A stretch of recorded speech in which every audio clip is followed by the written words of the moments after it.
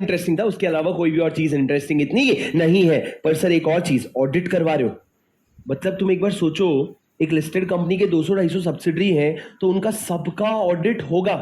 Let me ask you a very simple question here. Hello sir, Reliance industry है, उसके सारे subsidiaries का audit होगा। एक रिलायंस का ऑडिटर होगा जिसको हम क्या कहते हैं, प्रिंसिपल ऑडिटर।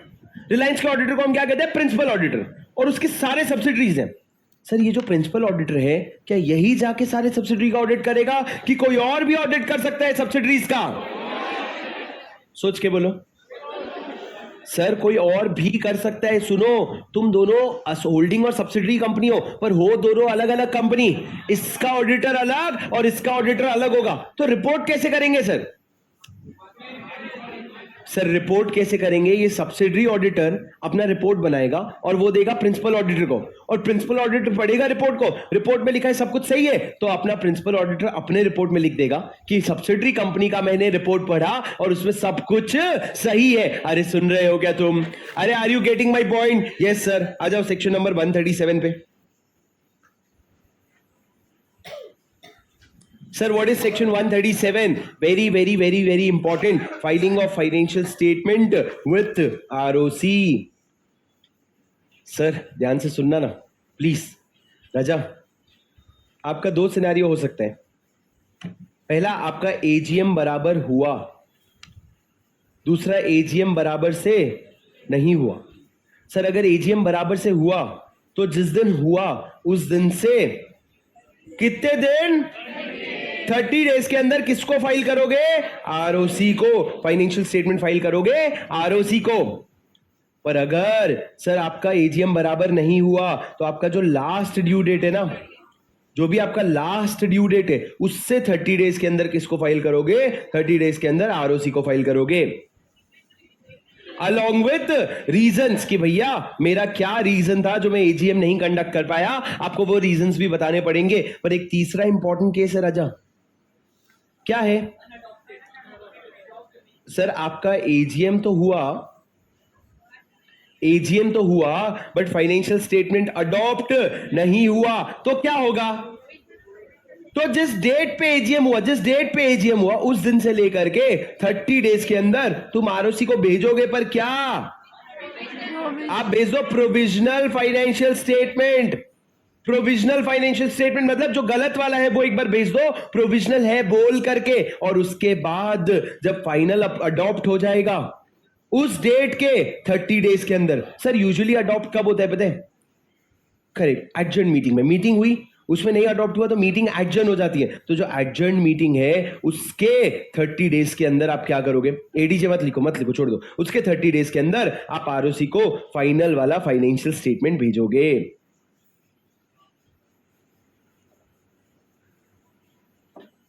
कोई डाउट?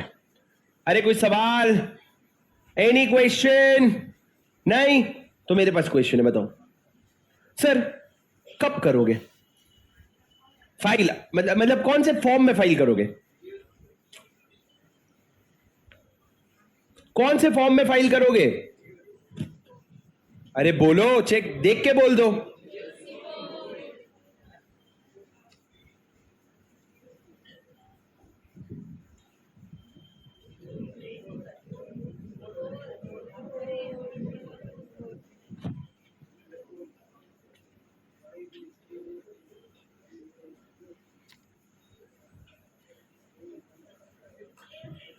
हाँ जी सर, आप फाइल करोगे, इधर देखो राजा। ओ हेलो सर, आपका फॉर्म क्या होगा? लिखो फॉर्म क्या होगा?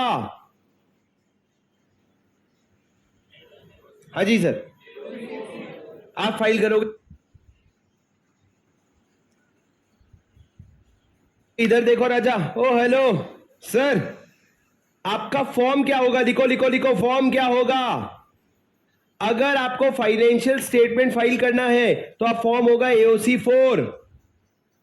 पर ये तो सर फाइनेंशियल स्टेटमेंट है। अगर आपको कंसोलिडेटेड फाइनेंशियल स्टेटमेंट फाइल करना है तो फॉर्म हो जाएगा एओसी 4 सीएफएस। अलग फॉर्म है, स्टैंडअलोन का एओसी 4 और सीएफएस होगा तो एओसी 4 सीएफएस। सर ये किसके लिए? ये नॉर्मल कंपनी के लिए। पर राजा अगर आप एक एनबीएफसी हो जो इंड एएस अडॉप्ट कर रखा है, कौन हो? एक एनबीएफसी। सर एनबीएफसी मतलब नॉन बैंकिंग फाइनेंशियल कंपनी। अगर आप एक एनबीएफसी हो जिसने क्या अडॉप्ट कर रखा है? इंड एएस अडॉप्ट कर रखा है, तो तुम्हारे लिए फॉर्म क्या है बताए? इसके आगे, इनके आगे ये लगा देना। मतलब क्या? AOC for NBFC Ind as. पर सर अगर एक एनबीएफसी है जो इंड एएस अडॉप्ट कर रखा है और उसको सीएफएस फाइल करना है, तो उसको फाइल करना पड़ेगा AOC for CFS NBFC Ind as. ये तो फॉर्म का नाम है। अय्यर, वेणुगोपाल अय्यर, मुत्तुस्वामी वेणुगोपाल अय्यर, चिन्न स्वामी मुत्तुस्वामी वेणुगोपाल अय्यर। समझे क्या सर? वही है सर। क्या है देखो, AOC for CFS, AOC for NBFC Ind as, AOC for CFS NBFC Ind as. सोचो अगर एग्जाम में क्वेश्चन आ गया क्या कि अगर एक एनबीएफसी इंड एएस को सीएफएस फाइल करना है, बताओ कौन सा ऑप्शन करेक्ट है? Option A AOC for NBFC Ind AS CFS, option 2 AOC for CFS NBFC Ind AS, option C AOC for Ind AS CFS NBFC. तुम बताओ हाँ कि नहीं? एग्जाम हॉल में तुमको हंसी आएगी कि नहीं? फटेगी हंसी कि भैया ये तो ऐसा गेम खेलना है तो मेरे को नहीं खेलना है, मैं I don't want to play. ऐसे बोलेगा तेरे को खेलना है, अभी खेल, नहीं तो अगली बार आ जाना खेलने के लिए। उसको पता है भाई, उनको पता है कहां जाएगा। ऑप्शन कहां है कॉमर्स में? मोनोपोली। क्या? तो अच्छा है ना, सुनो तो अच्छा है ना, तुम्हारे लिए प्रोविजन भी तो कैसे बना रहे, हर सब्सिडरी कंपनी का ऑडिट कराओ। ऑडिट कौन करेगा? सीए वॉक्सन। ऐसा एंट्री मारेगा, सीए बोलेगा मैं, सिर्फ मैं, सीएस नो, सीए में नो, कौन? मैं। समझ रहे हो क्या तुम? चलो सर आगे बढ़ते हैं, मेरी बात ध्यान से सुनो। सर ये हुआ, अभी फॉर्म्स का सिलसिला खत्म नहीं हुआ है, इधर आओ। ये तो सर सारे, अरे बस रोने लग जाते हो ऐसे, तो ऐसे करते हो। देखो कौन करता है? जो पढ़ रहा है चीजें और उसको याद करने का प्रेशर है। अबे तुम ढक्कन बताना जरा, इधर आओ। 1 2 3 4 5 बताओ तो जरा, क्या याद कर लियो?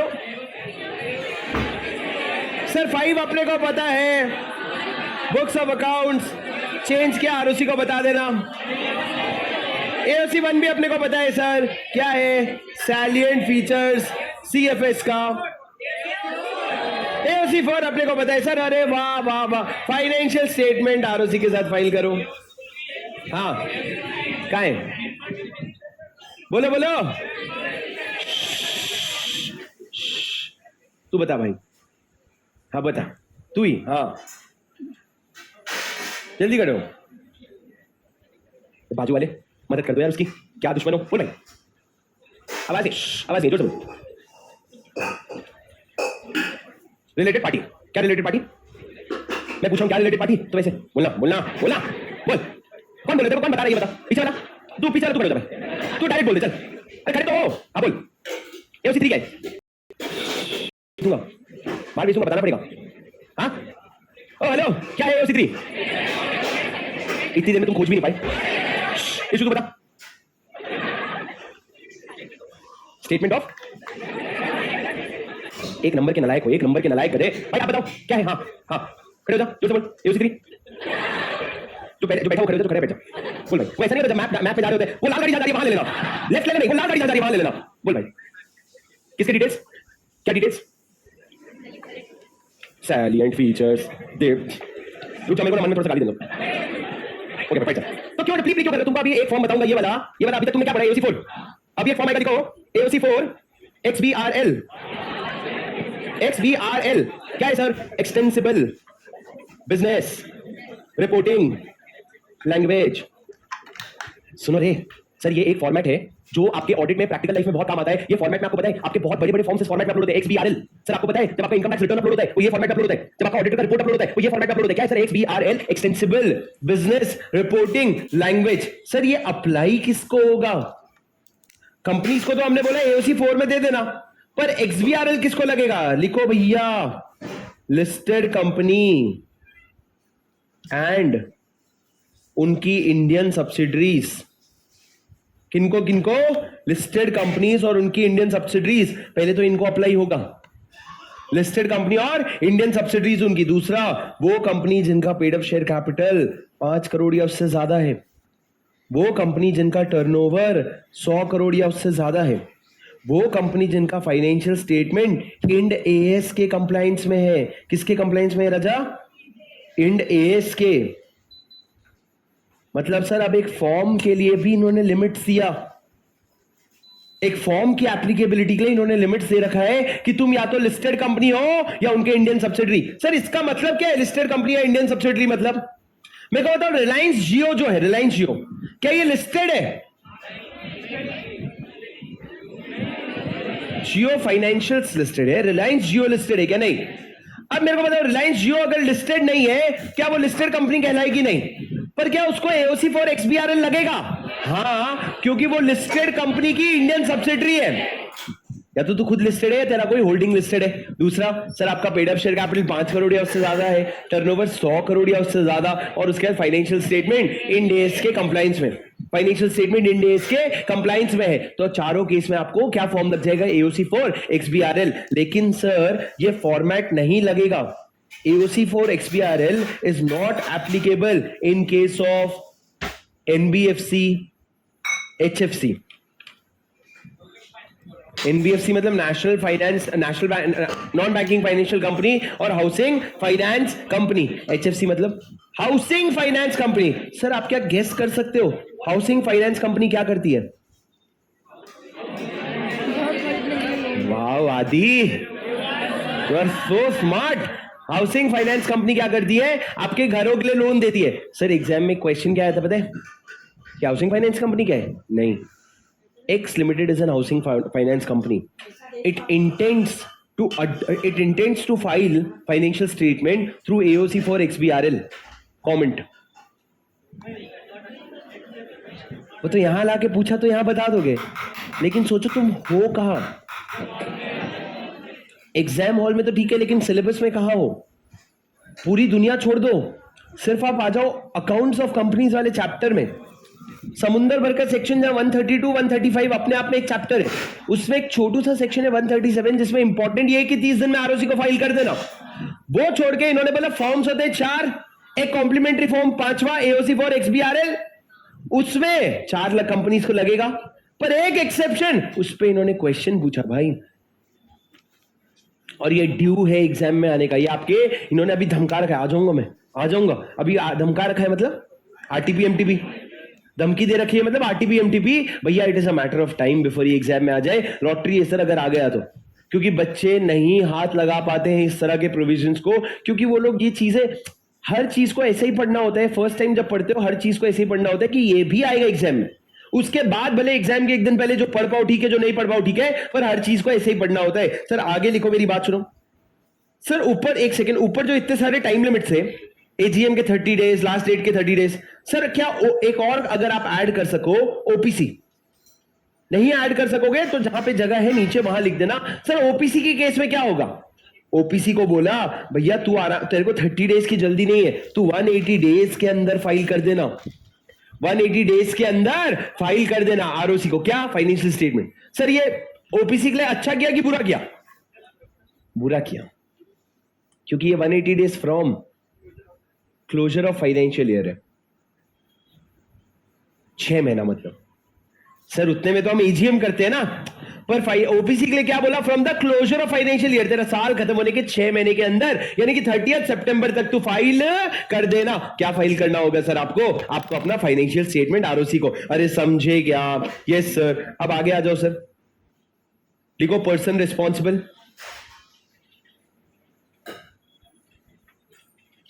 सर ये फाइलिंग के लिए कौन रिस्पॉन्सिबल है? क्या फाइल करना है? Financial statement. किसके पास? आरओसी के पास। सर सबसे पहला रिस्पॉन्सिबिलिटी होता है एमडी का, फिर उसके बाद लिखो whole time director in charge of finance, फिर उसके बाद लिखो सीएफओ,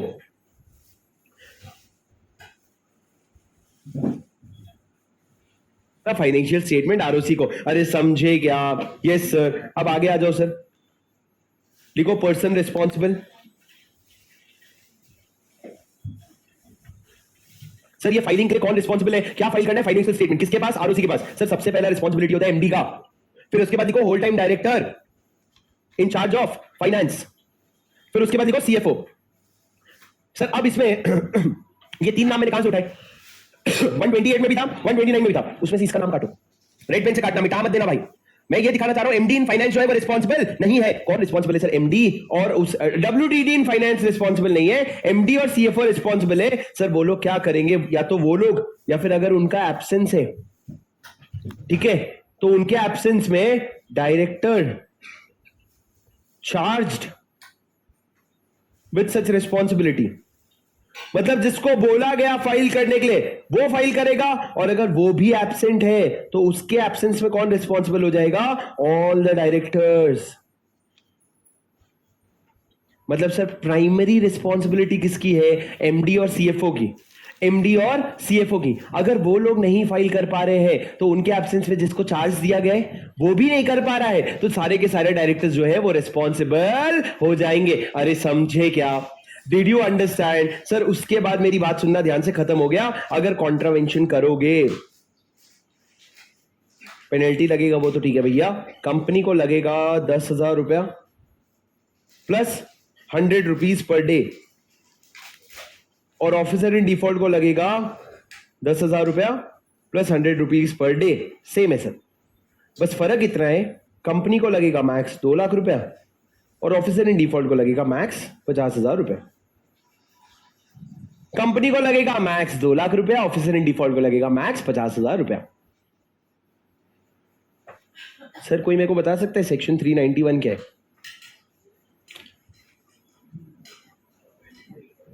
पहले बताओ सर चैप्टर कौन सा। सर हमको तो ये पता है, अगर 148 के बाद का है, इस एक्ट के अंदर है, तो फॉरेन कंपनी। अगली बार अगर आप 395 भी पूछोगे, पक्की बात है फॉरेन कंपनी बता देंगे। नहीं लगी शर्त, एक हफ्ते बाद ही पूछ लेंगे, तुमको ये भी भूल जाओगे कि शर्त लगी थी। बताओ सर क्या है 391? फॉरेन कंपनी है सर। सर फॉरेन कंपनी की पेनल्टी है कि अगर आपने चैप्टर का कॉन्ट्रावेंशन किया तो आपको पेनल्टी लगेगी, जो मेरे अटेम्प्ट में आया था। क्या है सर पेनल्टी, क्या है पेनल्टी? पेज पलटा लो, देख लो एक दफा यार। हाँ 392 है। ओ 393 था वो, कि आप सूट फाइल नहीं कर सकते। 393 था एग्जेम्पशन, तो 392 है। 391 क्या है, वाइंडिंग अप वाला, कि आपको वाइंडिंग, हाँ ठीक है। 392 बताओ क्या है पेन? बोल तो ऐसे रहे जैसे 392 होता तो याद आ जाता। सर हमको 391 और 93 याद था, बस 392 याद नहीं आ रहा था। ना लाइक बोलो 392 क्या है सर?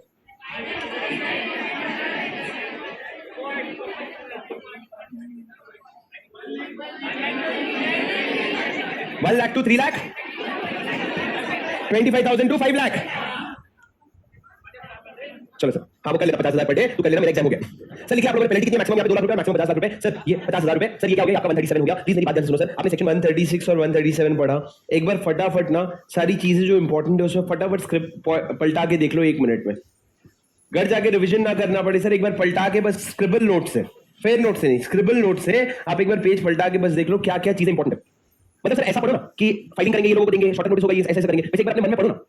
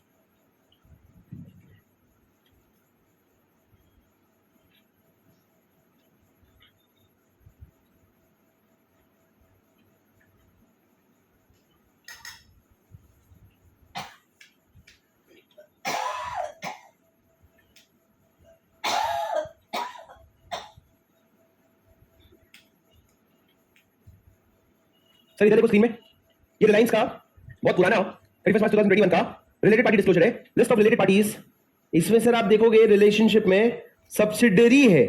क्या है? सब्सिडरी। सब्सिडरी का लिस्ट सर आज से 2 साल पहले का लिस्ट दिखा रहा हूं मैं आपको। ये चलते जा रहे चलता जा रहा है, चलता गया यहां तक 350। 350 सिर्फ रिलायंस के सब्सिडरीज हैं। मतलब तुम समझ लो रिलायंस 50% से ज्यादा 350 कंपनी में होल्ड करता है। कितने प्राइवेट हैं, कितने इंडिया में हैं, कितने इंडिया के बाहर है, इन सबका ऑडिटेड फाइनेंशियल स्टेटमेंट देना। और आपको एक चीज पता है सर, मतलब what do you call perfection? इतनी बड़ी कंपनी है फिर भी पूरे साल में जब पूरे फाइनेंशियल ईयर का ऑडिट होता है ना, शुरू के 20 दिन के अंदर अंदर रिलायंस इंडस्ट्रीज का, टाटा का, ये सबका फाइनेंशियल स्टेटमेंट और सीएफएस ऑडिट हो करके रेडी हो जाता है। सिर्फ 20 दिन के अंदर इतने बड़े कंपनी का पूरे साल का ऑडिट होके रेडी हो जाता है। और जो छोटी छोटी कंपनीज है ना, उनको 60 दिन भी कम पड़ते हैं। कितने? 60 डेज भी कम पड़ते हैं। मतलब इन्होंने ऐसा सिस्टम डेवलप किया है। और कूडोस टू देयर ऑडिटर्स। काम ऑडिटर का होता है ना, क्लाइंट का क्या होता है? ऑडिटर को 20 दिन में सर, आपको पता है ऑडिटर इतने इंस्टॉलमेंट्स में काम करते हैं, टीम होती है, 24 आवर्स का शिफ्ट होता है, 12 घंटे के 2 शिफ्ट लेते हैं, पूरा दिन काम करते हैं, 20 तारीख तक निकाल देते हैं। क्यों सर? क्यों इतनी जल्दी? क्या है? There is something called as corporate governance. Corporate governance मतलब अच्छी कंपनी है हम। आज एक बात बताओ, अगर मेरी क्लास शुरू हो रही है और मेरी क्लास का ये डेट है, मैं उसके 1 दिन पहले बुक भेजूंगा तो भी काम हो जाएगा। क्लास शुरू होने के 3 दिन बाद भी बुक भेजूंगा तो काम हो जाएगा। पर अगर पॉसिबल है, जैसे इस बार तो क्या हुआ, इस बार तो फाउंडेशन का रिजल्ट अनएक्सपेक्टेडली बहुत जल्दी आ गया, तो प्रैक्टिकली टाइम पे भेजना इंपॉसिबल था। पर अगर सब कुछ नॉर्मल होता और 7 दिन पहले बुक भेज देता, तो what is it all about? Good impression, कि भैया बुक तो समय पे आ गई एकदम, तो अच्छा लगेगा, मेरे को स्टार्ट करना है। तो ये जो गुड इंप्रेशन होता है, उसी के लिए कंपनी भी क्या कोशिश करती है, मैं एक्सट्रीमली फास्ट मेथड से अपने financial statement, despite so many subsidiaries. क्या होता है सर, छोटे बिजनेस भी ना 20 दिन में नहीं कर पाते, क्योंकि छोटे बिजनेस के ज्यादा चोचले रहते हैं, उनके प्रोसेस सेट नहीं रहते, तो ऑडिटर भी ऑडिट नहीं कर पाता। यहां पे रिलायंस के पास ऑडिटर आता है, पूछता है भैया ये मैं कैसे चेक करूं, तो रिलायंस बोलते थे कि ये प्रोसेस है, फिर ये प्रोसेस है, फिर ये है, ये प्रोसेस हम फॉलो करते हैं, तो तू ऑडिट करके कर क्या लेगा, सब कुछ सही है। तो ऑडिटर जाके पूरे साल भर प्रोसेस चेक करता है। हम एज एन ऑडिटर क्या करते हैं आपको पता है? हम जाते हैं क्लाइंट के पास, बैठते हैं, हम पूछते तू बता कि तेरे बैंक अकाउंट से कोई पैसा निकाल के कैसे नहीं ले जाएगा, तू बता, तूने क्या प्रोसेस सेट किया है। वो तुमको समझाएगा कि सर देखो, एक बंदा इनवॉइस रेज करता है, एक बंदा उसको सिस्टम में अपलोड करता है, तीसरा बंदा उसको अप्रूव करता है, चौथा बंदा उसको बैंक अकाउंट से निकालता है। चारों मिलकर के जब तक फ्रॉड नहीं करेंगे ना, तब तक फ्रॉड नहीं होएगा। और मजे की बात, चारों अलग अलग डिपार्टमेंट के लोग हैं, तो दोस्त भी नहीं है। तो ये सब चीजें जो उसने बताई ना, तुमको ये डॉक्यूमेंट करना पड़ेगा। मतलब तुम अपने लैपटॉप में लिखोगे, how does the client prevent cash misuse, या फिर कैश का चोरी कैसे थेफ्ट कैसे प्रिवेंट करता है, आप पूरा स्टेप्स लिखोगे। Step number 1, the invoices are being approved by this person, आप उसका नाम लिखोगे। तो ये क्या है? ये आपका इंटरनल कंट्रोल है। क्या बोला मैंने? Internal control. Sir internal control क्या होता है? मेरे कंपनी के अंदर वो प्रोसेस होते हैं जिससे फ्रॉड के चांसेस कम होते हैं। जैसे कि सर मैं आपको 2 चीजें बताता हूं। इंटरनल कंट्रोल मतलब क्या? मैं अगर मेरे कंपनी का मालिक हूं, इमेजिन करना थोड़ा सा, मैं अपने कंपनी का मालिक हूं या तुम अपने कंपनी के मालिक हो। एक मालिक क्या चाहेगा कि मेरे एब्सेंस में भी मेरी कंपनी चलते रहे, मैं करूं या ना करूं काम, मेरी कंपनी चलते रहे। पर तुमको यह डर रहेगा कि यार मेरे बुक्स की चोरी हो गई तो, मेरे पैसों की चोरी हो गई तो। आज मैं आपको प्रैक्टिकली एग्जांपल देता हूं। आज जो मेरे बुक्स का सिस्टम है, बुक्स का जो डिपार्टमेंट है, वो पूरा आउटसोर्स्ड है। मैं अपने बुक्स का इंडिविजुअल लेवल पे क्या ऑर्डर्स आ रहे हैं, क्या सेल हो रहा है, क्या स्टॉक है, मैं कुछ भी नहीं देखता। अब मेरे को एक बात बताओ, मेरा बुक्स पूरा आउटसोर्स है, पर मेरे को एक डर है कि भाई मेरा बुक्स का चोरी नहीं होना चाहिए। अब ये मेरे को जो डर है, ये मेरे बिजनेस का डर है। सिमिलर डर ऑडिटर को भी होगा, क्योंकि पैसे शेयर होल्डर के हैं, तो ऑडिटर को लगेगा यार बुक्स की चोरी नहीं होनी चाहिए। तो ऑडिटर मेरे से पूछेगा तो क्या कर रहे हैं बुक्स के लिए, तो मैं बोलूंगा भाई प्रॉपर सिस्टम है, पूरे साल का मेरे को ओपनिंग स्टॉक आता है। सुनना मेरी बात, पूरे साल का मेरे को ओपनिंग स्टॉक आता है, कितने सेल्स है वो आता है, कितना बुक्स खरीदा वो आता है, क्लोजिंग स्टॉक आता है, पूरा एक रिकंसिलिएशन आता है। और एक एक आइटम को चेक करने का मेरे पास एक मेथड है, और वो मेथड उसको मैं समझा दूंगा कि देख ऐसे चेक करता हूं, ऐसे चेक करता हूं, ऐसे चेक करता हूं। वो बोलेगा हाँ यार सॉर्टेड है, इसमें तो कोई गलती हो ही नहीं सकती। वो अपना पूरा दिमाग लगा लेगा कि इसमें वो नहीं, ये भी सॉर्टेड है, ये भी सॉर्टेड है। जब उसको कॉन्फिडेंस आ जाए तो वो बोलेगा कंपनी में इंटरनल कंट्रोल स्ट्रांग है। और अगर इंटरनल कंट्रोल स्ट्रांग है तो फ्रॉड या एरर के चांसेस कम है। क्या कहा मैंने? फ्रॉड या एरर के चांसेस कम है। तो इसका मतलब ये कि फाइनेंशियल स्टेटमेंट में बहुत ज्यादा घुसूंगा ना मैं, तो मेरे को मिलना कुछ नहीं है। तुम समझ रहे हो? इसका मतलब इंटरनल कंट्रोल स्ट्रांग है तो ऑडिट प्रोसीजर कम होगा। क्या बोला मैंने? ऑडिट प्रोसीजर मतलब कितना ऑडिट करते हो वो कम होगा। पर अगर इंटरनल कंट्रोल वीक है तो तुम घुस घुस के ऑडिट करोगे, और घुस घुस के ऑडिट करना मतलब क्या? अगर 1000 ट्रांजैक्शन है तो हल्का हल्का ऑडिट करना मतलब क्या? 1000 में से 20 ट्रांजैक्शन चेक करेगा। और अगर इंटरनल कंट्रोल वीक है तो 1000 ट्रांजैक्शन में से तू 200 ट्रांजैक्शन 250 ट्रांजैक्शन चेक करेगा, क्योंकि तेरे को पता है फ्रॉड यही मिलेगा। सर ये होता है इंटरनल कंट्रोल। अब सर इंटरनल फाइनेंशियल कंट्रोल, ये मैंने आपको एक नया टर्म समझाया। अब मेरी बात एकदम ध्यान से सुनना। सर ये आपका क्या हो गया? ये सब्सिडीज हो गए, इनके जॉइंट वेंचर कितने हैं? देखो 5-6 जॉइंट वेंचर है, थोड़े बहुत एसोसिएट भी हैं, और भी कुछ लोग हैं। आगे बढ़ते हैं सर, आ जाओ मेरी बात सुनो। इधर देखो,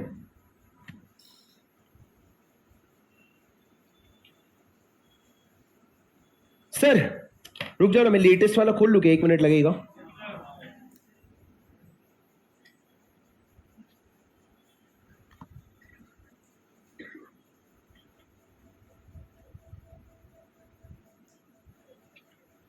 मम्मी वो कितने खारकन जो लड्डू कितने रखे थे? 24 का कॉपी मिलेगा, 23 का मिल जाएगा।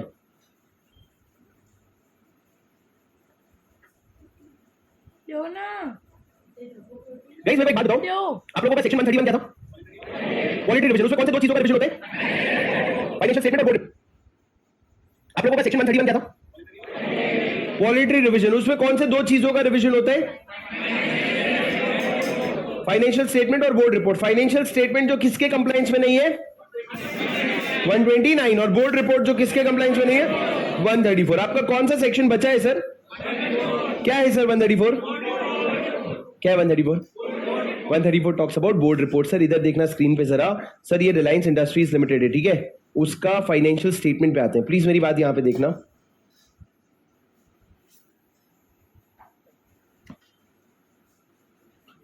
क्या हुआ सर?